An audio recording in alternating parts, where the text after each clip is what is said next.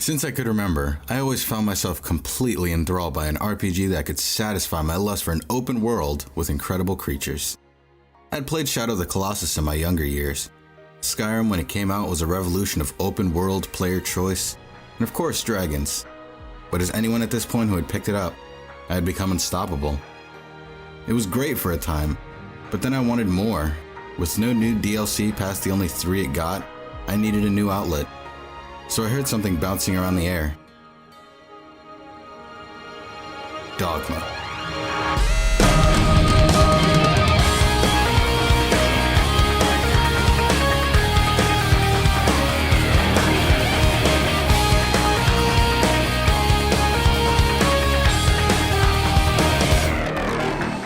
I went to my local Blockbuster, and that's when things kind of changed for RPGs for me.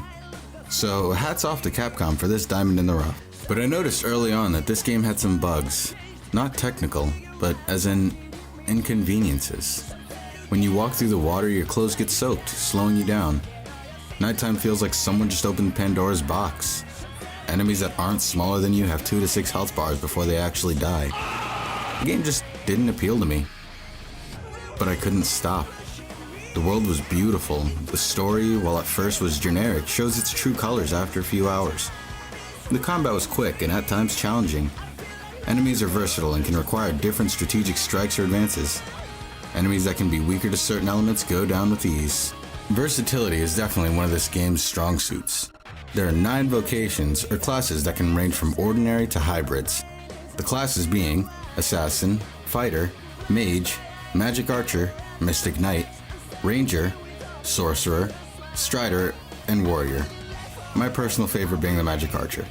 Having a dagger in each hand for up-close combat, or the powerful Mystic Bow that shoots arrows of pure magic. Each weapon has 9 ranks to them, each unlocking a new set of skills, movesets, and custom attributes that can make or break your battle style. You can change weapons at any time. Feel free to take a break at the local inn. At these inns, you can not only rest till morning or night, but change vocations, set skills, manage inventory, sometimes flirt with the local sweetheart if you so choose. The animals of Dogma can range from a feeble goblin to a raging griffin, kittens to chimeras, ogres, cyclopses, dragons. Trust me when I say this game has it. Each one having their own weakness for certain things. For example, if you have a female companion, an ogre may be taken by her beauty and become more aggressive towards the men. Or just get ballsy enough to grab her and run off. The world, damn, is it beautiful. Trees brushing in the wind, the sun's glare beating down on you as you look up towards that griffin flying in.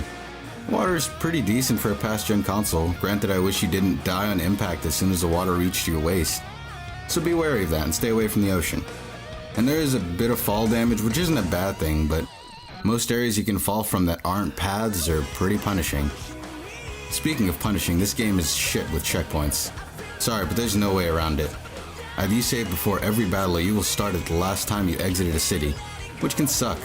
Big problem. Made me rage quit a lot during my playthroughs. As you venture this beautiful world, you will meet new characters, discover sinister places, and find some pretty cool weapons.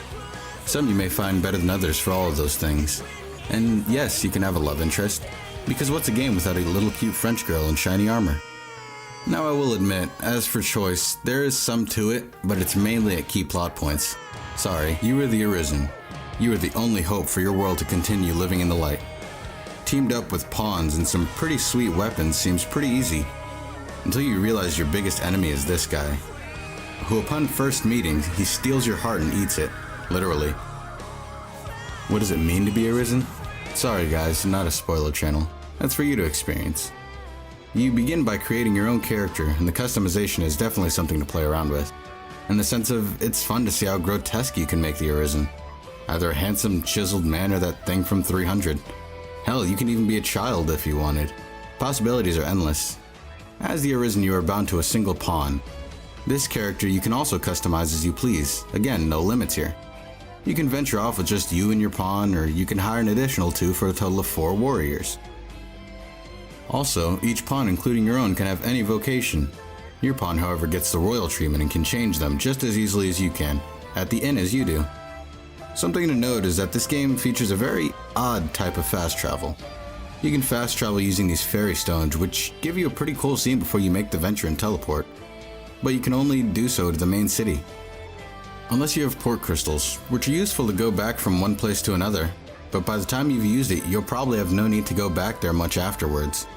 That's due to having to put each crystal down yourself. But also there is at least the pro of being able to grind, fight new things, explore, possibly fight a golem or two. Con is, well, no real fast travel system unless it's home. So there was a reason I mentioned Shadow of the Colossus first. In Dogma, your fights will have an all-new style, seeing how anything that's bigger than you can freely climb all over them. From head to toe, nose to tail in some cases, even cows. Since you can climb and the animals know it, they will flail or swing, throw their bodies around, some cases fly just to get you off. This makes battles feel more real as the creatures get erratic once you're on them. Since this game is so big, it didn't get any DLC, right? Wrong. This game was completely fixed in 2013 for Dragon's Dogma Dark Arisen. It's the same game, only it isn't. Those shitty checkpoints of old? Fixed. Fast travel not existing? Fixed. Bonus to that, if you have a save file from the original Dragon's Dogma game, you can get infinite fairy stones and a whole lot of port crystals. Tired of old, stale armor? Now there's new armor sets to collect, new weapons, why the hell not? There's even Guts' sword and armor from the anime Berserk. Not to mention you have an entirely new island to explore, an entirely new storyline, new people to meet and greet, new gear. Pretty good amount of content, enough to make up for the wait of fixes. This is a great game to me. No, it's not perfect, but it sets a new bar in RPG scales, and I have a hell of a lot of fun. Its multiple weapon classes, the movesets you can create, the story with its twists and turns. This game isn't a 10 out of 10, but I definitely say if you ever see a copy of it, which it's not hard to find, definitely should pick it up. Give it a play. Let us know what you think.